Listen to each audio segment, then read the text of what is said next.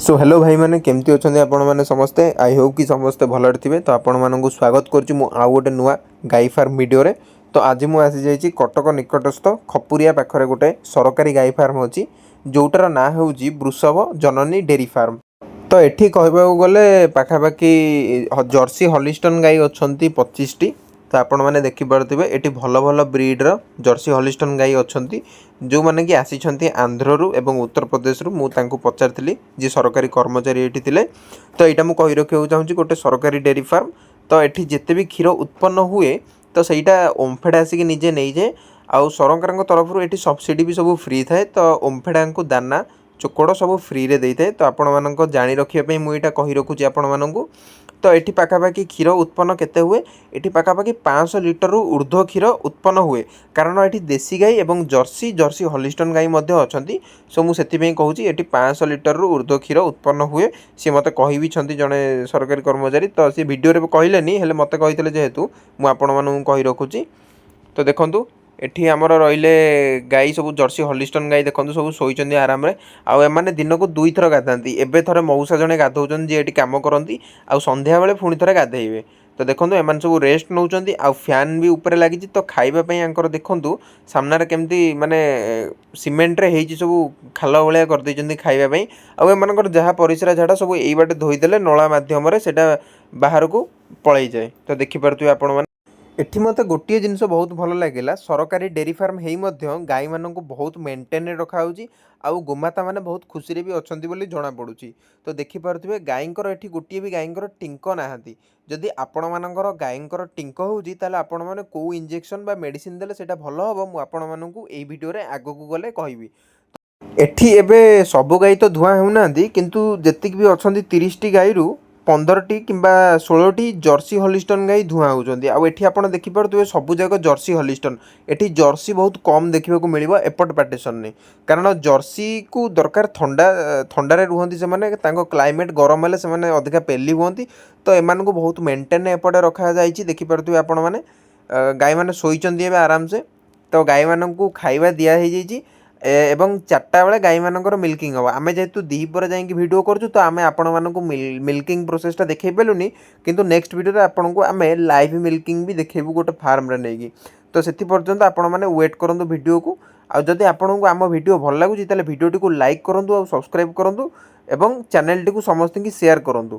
Jersey हॉलिस्टन गाई मैंने तो बहुत माने मेंटेनेंस गाई से माने तांको पय अधिका मेंटेनेंस करिया को पड़े। तो गाईंकर केमिति रोग न हो फाटुआ भली आउ चर्मर जो फली फली जाए से रोग बहुत मारात्मक रोग गाई मानक पई। आउ गोटे रोग अच्छी फेलेरिया रोग जोटा कि गाई माने अशुद्ध पानी किंबा किछि अन्य माने अशुद्ध पदार्थ खाईदेले गाई माने फेलेरिया हो जाए। गाई माने किछि खाआंतीनी माने केवल सेमती पड़िकी पेली हुअंती। तो ସେଇଟା भी बहुत मारात्मक रोग से सब ध्यान रे रखा जाई। एठी जने 24x7 आवर्स पई गोटे जने डॉक्टर भी अछंती जे कि आंकु चिकित्सा करूचंती। तो देखंतु आपण माने तो किसी चाषी भाई मानक पई मु किसी उपदेश भी दबाको चाहिए। तो मु तो छोट पिला बेसी अधिका ए विषय नॉलेज नाही मोटू भी बड़ बड़ चाषी मैंने अच्छा गाई फार्मर अच्छा जो मैंने कि मोटर भी अधिका जानते। बट मो पाखे जी एक्सपीरियंस अच्छी मुझे कहना चाहूँगी। तो यहाँ देखो आज गोटे जर्सी हॉलिस्टन गाई जन्म करची। तो यहाँ मुझे देखुची आउ यहाँ हूँ बाछुरी सेल्टर जो पटे कि बाछुरी मैंने रुहती एवं यही बाछुरी टी जन्म करची गाई माटी। तो तेणु आंको सांगरे रखा जाए देन है एपट को नहीं आसबे। तो देखो ये मौसा ए गाधुआ गाधुई आरंभ करदे गाई मानू कारण जमीक आपड़ी गाई मैंने 2 थर गाधाती। तो एम गोटे थर गाधा हे पुणी 4टा बेले। तो मु कहूली जो कथाटी चाषी भाई मैंने आणती गोटे गोटे मु कल लगी मत कल करती चाषी भाई मैंने मु 20 30 टी गाई नहीं आसी हेले गाई सेलिंग कर क्षीर सेलिंग कर। तो मु कहूँ जे 20 10 टी गाई आणतुनी प्रथमे प्रथमे 2टी गाई आरंभ करूँ। गाईंकर कौन रोग होउची गाई केते लिटर क्षीर दौची सेगुड़ा सब एनालाइज करूँ प्रथमे। तो ये देखिपे फार्म रे केमती घास सब लगी सब एइठू ही घास कटा होगी सब दि जाए। देखो पूरा पाखापाखि 2-3 एकड़ घास लगी एपटे अधा सेपटे अधा सेपटे अधा से आपको देखा। तो मु मो कथा प्रथमे पूर्ण कर नौची। तो आपड़ प्रथमे 2टी गाई आरंभ करूँ देन आपण सब भूल करेंगे भूल शिखिए भूल शिखि सारापर 4टी गाई ପାଞ୍ଚଟି ଗାଈ ଏମିତି କରି କରି 10ଟି 20ଟି ଗାଈ ରଖିକି ଆପଣ ଗାଈ ବିଜନେସ୍ କରିପାରିବେ। କିନ୍ତୁ ପ୍ରଥମେ ନିଜ ଭୁଲରୁ ଆପଣମାନେ ଶିଖନ୍ତୁ।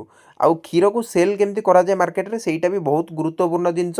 ସେଇଟା ପ୍ରଥମେ ଶିଖିବାକୁ ପଡ଼ିବ, କାରଣ ବେହେରାମାନଙ୍କୁ ଯଦି ଆମେ କ୍ଷୀର ଦେଇଦେବା ତାହେଲେ 30 ଟଙ୍କା 35 ଟଙ୍କାରେ କିଛି ପ୍ରଫିଟ୍ ହୁଏନି। ତ ଆମକୁ ପ୍ରଥମେ କ୍ଷୀର ସେଲିଂ ଶିଖିବାକୁ ପଡ଼ିବ, ତାପରେ ଆମେ ଗାଈ ବିଜନେସ୍ ଭଲରେ ଉନ୍ନତି କରିପାରିବା। ତ ଏବେ ଦେଖନ୍ତୁ ମୁଁ ଆପଣଙ୍କୁ ଯେମିତି କହିଥିଲି ଏଇଟା ପାଖାପାଖି 1-2 ଏକରରେ ଲାଗିଛି ପୁରା ଘାସ ଏବଂ କିଛି ଅନ୍ୟାନ୍ୟ ପନିପରିବା ମଧ୍ୟ ଚାଷ କରାଯାଇଛି। ଆଉ ଏଠି ଦେଖିପାରୁଥିବେ ଆପଣମାନେ ଯେଉଁ ବି ଘାସ ବଡ଼ ବଡ଼ କଟା ହେଇକି ଆସେ ଏହି ମେସିନ୍ ମାଧ୍ୟମରେ ପୁରା ଟିକଟିକି କରିଦେଇକି ଗାଈଙ୍କର ଖାଇବା ଉପଯୋଗୀ ତାକୁ ବନାଇ ଦିଆଯାଏ। ତ ଏବେ ଚାଲନ୍ତୁ ଆମର ଜଣେ ଭାଇ ଦେଖା ହେଇଛନ୍ତି, ସିଏ କହିବେ ଆପଣମାନଙ୍କୁ ସବୁ ଗାଈଙ୍କ ବିଷୟରେ। ତେବେ ଚାଲନ୍ତୁ ତାଙ୍କଠୁ ପ୍ରଥମେ ଶୁଣି ରଖିବା ସେ କ'ଣ କହୁଛନ୍ତି। ନମସ୍କାର, ଆପଣଙ୍କୁ ମୁଁ ସ୍ୱାଗତ କରୁଛି ସତ୍ୟଜିତ ଭିଲେଜ ବ୍ଲଗ ଚ୍ୟାନେଲକୁ। ତ ଆପଣଙ୍କ ପରିଚୟ ପ୍ରଥମେ ଦିଅନ୍ତୁ, ତାପରେ ଆପଣ କୁହନ୍ତୁ ଏଇ ଯେଉଁ ଫାର୍ମଟି ଅଛି କେତେ ଗାଈ ଅଛନ୍ତି, କେଉଁ ବ୍ରିଡ୍ର ଗାଈ ଅଛନ୍ତି, ଲୋକମାନେ ଯାହା ବି ଜାଣିପାରିବେ ସେ ବିଷୟରେ ଟିକେ କୁହନ୍ତୁ। ଆମର ଏଇଟା ହେଉଛି BBRM BM farm Khapuria Cuttack. ଆଜ୍ଞା। ମୁଁ ମାନବରଞ୍ଜନ ନାୟକ ଡାଏରୀ ଅଫିସର। ଏଠି ଆମର 2ଟି ପ୍ରଜାତିର ଗାଈ ଅଛନ୍ତି। ଗୋଟେ ହେଉଛି ହଲଷ୍ଟାଇନ୍ ଫ୍ରିଜିଆନ୍, ଆଉ ଗୋଟେ ହେଉଛି ଆମର ଏଠି 2ଟି ପ୍ରଜାତିର ଗାଈ ଅଛି। ଗୋଟେ ହେଉଛି ହଲଷ୍ଟାଇନ୍ ଫ୍ରିଜିଆନ୍, ଏଇଟା ଶଙ୍କର ଜାତୀୟ ଗାଈ। ଆଉ ଗୋଟେ ଆମର ଅଛି ଆମର ଓଡ଼ିଶା ବ୍ରିଡ୍, ଯିଏକି ସରକାରଙ୍କ ତରଫରୁ ରଖାଯାଇଛି। ଆଉ ବିଞ୍ଜାରପୁରୀ ଗାଈ, ସେଇଟା ଆମର ବ୍ରିଡ୍ କଞ୍ଜର୍ଭେସନ୍ କରାଯାଇଛି। ଯେଉଁ ବ୍ରିଡ୍ଟି ବୁଡ଼ି ଯାଉଛି, ଯେଉଁଟାକି ଆମର ସରକାରଙ୍କ ସ୍ୱୀକୃତିପ୍ରାପ୍ତ। ଏବଂ ଗୋଟେ ଦେଶୀ ଗାଈ, ଏ ଗାଈଟି ଯଦି ଆପଣ ରଖିବେ ଆମର ଓଡ଼ିଶା କ୍ଲାଇମେଟ୍ରେ ସେ ରହିପାରିବ। ଆମର ଗୋଟେ ଗାଈଟିଏ ରଖିବାକୁ ଗଲେ ସାଧାରଣତଃ ଲୋକମାନେ ଚିନ୍ତା କରନ୍ତି କେମିତି କମ୍ ଖର୍ଚ୍ଚରେ ଅଧିକ ଲାଭବାନ ହେଇପାରିବେ। ତେଣୁ ଆମେ ଓଡ଼ିଶାର କ୍ଲାଇମେଟ୍ରେ ଆମେ ଚାହିଁଲେ ବିଞ୍ଜାରପୁରୀ ଗାଈକି ରଖିପାରିବା। ସେଇ ଗାଈକି ଆମେ ଯଦି ରଖିବା ଆମର ସାଧାରଣତଃ ଭାବରେ ଘରୋଇ କଣ୍ଡିସନ୍ ମାନେ କୁଣ୍ଡା ତୋରାଣି ଦେଇ ଆମେ ତାକୁ ଅଳ୍ପ ଦାନା ଦେଇ ଘାସକୁ ମଧ୍ୟ ଆମେ ଆମର ଏଇ ବାରିଘରରେ ମଧ୍ୟ ଘାସ ଚାଷ କରି ଗାଈକି ମେଣ୍ଟେନ୍ କରିପାରିବା। ଗୋଟେ ଗାଈ ସାଧାରଣତଃ ଭାବରେ ଗାଈ କହିଲେ ଘାସ ବୁଝାଏ। ତେଣୁ ଆପଣ ଗାଈ ରଖୁଛନ୍ତି ମାନେ ଘାସ ନିହାତି ଚାଷ କରିବେ। ଆଉ ଘାସ ଦାନା ଏ ଯୋଡ଼ିକ ହେଉଛି ପରସ୍ପର ପରିପୂରକ। ତା ସାଙ୍ଗରେ ଆପଣ ଆଜି ଗୋଟେ ଛୋଟିଆ ଟିପ୍ସ ମଧ୍ୟ ମୁଁ ଦେବି। ଗୋଟେ ଗାଈଟେ ରଖିବାକୁ ହେଲେ ପ୍ରଥମ କଥା ହେଲା ଯଦି ଆପଣଙ୍କର କ୍ଷୀର ଦେଉଛି ତାକୁ ମେଣ୍ଟେନ୍ କରିବା ଅଲଗା। ଗୋଟେ ଗାଈ କ୍ଷୀର ଦେଇନାହିଁ ସେ ଛଡ଼ାରେ ଉପରେ ଅଛି ତାର ମେଣ୍ଟେନ୍ ହେଉଛି ଅଲଗା। ଆମର ଯଦି ଗାଈ ରଖିବା ତାହେଲେ ପ୍ରଜାତି କଥା ଚିନ୍ତା କରାଯାଏ। କ୍ଷୀର ହିସାବରେ ହେଲେ ଅଧିକ କ୍ଷୀର ଦେବ ଆମର ହଲଷ୍ଟାଇନ୍ ଫ୍ରିଜିଆନ୍, କିନ୍ତୁ ଆମର ଭଲ କ୍ଷୀର ହେଉଛି ଯେଉଁଟା ଆମର ଦେଶୀ ଗାଈ ଦେଉଛନ୍ତି, ବିଞ୍ଜାରପୁରୀ ଗାଈ ହେଉ କି ଆମ ଗାଁ କଣ୍ଡିସନ୍ ଯେଉଁ ଦେଶୀ ଗାଈ, ତାଙ୍କର କ୍ଷୀରଟା ଆମ ଦେହ ପାଇଁ କିନ୍ତୁ ବହୁତ ଭଲ। ଆଉ ଯଦି ବିଜନେସ୍ ଓରିଏଣ୍ଟେଡ୍ କହିବେ ତାହେଲେ ଆପଣ ଶଙ୍କର ଜାତୀୟ ହଲଷ୍ଟାଇନ୍ ହେଉ ଜର୍ସି ହେଉ ସେଇ ଗାଈ ମଧ୍ୟ ଚାଷ କରିପାରିବେ। ତେଣୁ ଗାଈ କ୍ଷୀର ଅନୁସାରେ ଆପଣ ଗାଈକି ନିଶ୍ଚିତ ଭାବରେ ମେଣ୍ଟେନ୍ କରିବେ। ଆପଣ ଗାଈ କିଛି ଦେଉନାହିଁ ମାନେ ତାର ଗୋଟେ ମେଣ୍ଟେନାନ୍ସ ରେସନ୍ ଦିଆଯାଏ। ଆପଣ ଗୋଟେ ରଫଲି ଆମର ଯଦି ବହୁତ ସରକାରୀ ନିୟମ ଅନୁସାରେ ଦିଆଯାଉଛି। ଆମେ ଗୋଟେ ଗାଁର ଗୋଟେ ସାଧାରଣ ଲୋକ ଦେଲାବେଳେ ଗୋଟେ ଛୋଟିଆ କଥାରେ କହିବି, ଗୋଟେ ଗାଈ ସାଧାରଣ ଭାବରେ 3 କୁଇଣ୍ଟାଲ ଗୋଟେ ଗାଁରେ 3 କୁଇଣ୍ଟାଲ ଅଧିକ ନଥାନ୍ତି। ଯଦି 3 କୁଇଣ୍ଟାଲ ଅଧିକ ହେଲା ତ ତାକୁ ସେଇ ହିସାବରେ ଦେବେ। ତ 3 କୁଇଣ୍ଟାଲ ହିସାବରେ ଯଦି ଗୋଟେ ଗାଈ ହେଉଛି ତାକୁ ସାଧାରଣ ଭାବରେ ମେଣ୍ଟେନାନ୍ସ ରେସନ୍ 2ରୁ 2.5 କିଲୋ ଦେବେ। ଏବଂ ଯଦି କ୍ଷୀର ଦେଉଛି ଲିଟରକୁ 400 ଗ୍ରାମ ଦାନା ଦେବେ। ଏବଂ ଆମର ଯେଉଁ ଗ୍ରୀନ୍ ଫଡର ଅଛି ତାକୁ 30ରୁ 32 କିଲୋ ହିସାବରେ ଦେବେ। ତ ଦେଲେ ସେ ଗାଈ ମେଣ୍ଟେନ୍ ହେଇଚାଲିବ। ଆପଣ ଯଦି କ୍ଷୀର ବଢ଼ୁଛି ସେ ଅନୁସାରେ ପ୍ରଡକ୍ସନ୍ ରେସନ୍ ବଢ଼େଇବେ ଆପଣ ଏବଂ ଆପଣଙ୍କର ଲାଭବାନ ହେଇପାରିବ। ଗାଈଙ୍କୁ କେଉଁ ରୋଗ ହେଉଛି ଜର୍ସି ହଲିଷ୍ଟନ୍ ବ୍ରିଡ୍? ଗାଈ ଦେହରେ ଅନେକ ପ୍ରକାର ରୋଗ ଅଛି। ଆମର ଭୂତାଣୁଜନିତ ଅଛି, ବୀଜାଣୁଜନିତ ଅଛି। ତେଣୁ ଆମେ ସେ ବିଭିନ୍ନ ପ୍ରକାର ରୋଗ ତ କହିପାରିବା ନାହିଁ। ସାଧାରଣ ଆମର କହିବା ଚାହାଣ, ବଜବଜିଆ, ଫାଟୁଆ, ଏବେ ଆମର ଲମ୍ପି ସ୍କିନ୍ ଚାଲିଛି। ଏସବୁ ଯେଉଁ ରୋଗ ଗୁଡ଼ିକ ହେଉଛି ସେଗୁଡ଼ିକ ଆମେ ସାଧାରଣତଃ ଟୀକା ସରକାରଙ୍କ ତରଫରୁ ଟୀକା ଦିଆଯାଉଛି। ଆପଣ ସେ ଟୀକା ଦେଇ ତାକୁ ନିରାକରଣ କରିପାରିବେ।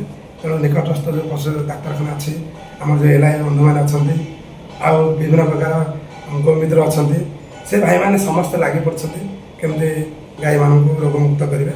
ତେଣୁ ଆପଣ ପ୍ରତି 6 ମାସରେ ଥରେ ସାର୍ମାନଙ୍କ ସହିତ ଯୋଗାଯୋଗ କରି ଆପଣ ପ୍ରଥମେ ଟୀକାଟା ଦିଅନ୍ତୁ। ଯେଉଁ ଗରିବ ଚାଷୀମାନେ କାମଧେନୁ ଯୋଜନା କରିବାକୁ ଚାହୁଁଛନ୍ତି ତା ବିଷୟରେ ଯଦି ଆପଣ କିଛି ଜାଣିଛନ୍ତି କିଛି କହିବେ? କାମଧେନୁ ଯୋଜନା ଗୋଟେ ସ୍କିମ୍ ରିଲେଟେଡ୍ ଜିନିଷ। ସେଟା ଆପଣ ନିକଟସ୍ଥ ଯେଉଁ ପଶୁ ଡାକ୍ତରଖାନା ଅଛି ଆପଣ ସେ ସାର୍ଙ୍କ ସହିତ ଭିଏଚ୍ ସାର୍ଙ୍କ ସହିତ କଥା ହେବେ। ତାଙ୍କ ପାଖରେ ସ୍କିମ୍ ଅଛି, ତାଙ୍କ ପାଖରେ ସ୍ୱତନ୍ତ୍ର ଭାବରେ ଲୋକ ଅଛନ୍ତି, ସେ ଆପଣଙ୍କୁ ବୁଝେଇବେ। ଆମେ ଯେହେତୁ ଏଠି ଡାଏରୀ ଫାର୍ମ କଥା, ଗଭର୍ଣ୍ଣମେଣ୍ଟ ଡାଏରୀ ଫାର୍ମ କଥା, ଏଠି କୌଣସି ସ୍କିମ୍ କଥା ଆମେ କହିବା ହେବ ନାହିଁ, ଆମ ଠିକ୍ ହେବ ନାହିଁ। ଗାଈକି କେତେ ଖାଇବାକୁ ଦେବା ଭଲ କ୍ଷୀର ପାଇବା ପାଇଁକି? ଭଲ କ୍ଷୀର ମାନେ ଆପଣଙ୍କର ମୁଁ କହିଲି ଗୋଟେ କଥା ଯେ ଗୋଟେ ଗାଈ ଯଦି 10 ଲିଟର କ୍ଷୀର ଦେଉଛି ତ 10 ଲିଟର ଉଦାହରଣ ଦିଆଯିବ। 10 ଲିଟର କ୍ଷୀର ଦେଉଥିବା ଗାଈ ତ ତାର ବଞ୍ଚିବା ପାଇଁ 2 କିଲୋ, ତ ପ୍ରଡକ୍ସନ୍ ରେସନ୍ଟା ହେଲା 5 କିଲୋ, ତ 7 କିଲୋ ଦାନା ଯଦି ଆପଣ ମେଣ୍ଟେନ୍ କରୁଛନ୍ତି ତ ସେ 10 ଲିଟର କ୍ଷୀର ଦେଉଛି ତାହେଲେ ଦେଖିବେ 15 ଦିନ ବା ମାସେ ଭିତରେ ସେ ପୁଣି 12 କିଲୋ 14 କିଲୋ ଏମିତି କ୍ଷୀର ସେ ଦେବ। ତାପରେ ଆପଣ ସେଇ ଅନୁସାରେ ପ୍ରଡକ୍ସନ ରେସନକୁ ବଢ଼େଇବେ, ମାନେ କ୍ଷୀର ଯେତିକି ଦେବ ଆପଣ ବଢ଼େଇବେ, ସେଇ ଅନୁସାରେ ଦାନା ଦେବା, ଦାନାକୁ ସେଇ ଅନୁସାରେ ବଢ଼େଇବେ। ଯଦି ଆପଣ ଦାନା ନ ବଢ଼ଉଛନ୍ତି ତ ତାର ନିଶ୍ଚିତ ଭାବରେ ମେଣ୍ଟେନାନ୍ସ କମିବ, ଗାଈ ଦୁର୍ବଳ ହେବ, ଗାଈ ଠିକ୍ ସମୟରେ ଗରମ ଆସିବ ନାହିଁ, ଗାଈ କିଛି ଦିନ ଗଲା ପରେ କ୍ୟାଲସିୟମ ସର୍ଟ ହେଇ ପଡ଼ିଯିବାର ସମ୍ଭାବନା ଅଛି। ଏବଂ ଆପଣ ଯେଉଁ 2-3 ମାସ ଗ୍ୟାପ୍ ପାଇବା କଥା, ଗୋଟେ ଫଳରୁ ଆଉ ଗୋଟେ ଫଳ ଆପଣ 2ରୁ 3 ମାସ ଭିତରେ ଗ୍ୟାପ୍ ପାଇବା କଥା, ଆପଣ ସେଇଟା ପାଇବେ ନାହିଁ। ସେସବୁ ହତାଶ ହେବେ ଏବଂ କହିବେ ନା ଗାଈ କଥା ଆମର ଲାଭ ହେଇପାରିଲା ନାହିଁ।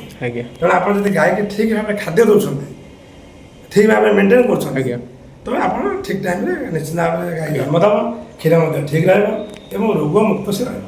ବହୁତ ବହୁତ ଧନ୍ୟବାଦ ଆପଣଙ୍କୁ ଆମ ଚ୍ୟାନେଲରେ କିଛି କହିଥିବାରୁ, ନଲେଜ ଦେଇଥିବାରୁ। ତ ଧନ୍ୟବାଦ।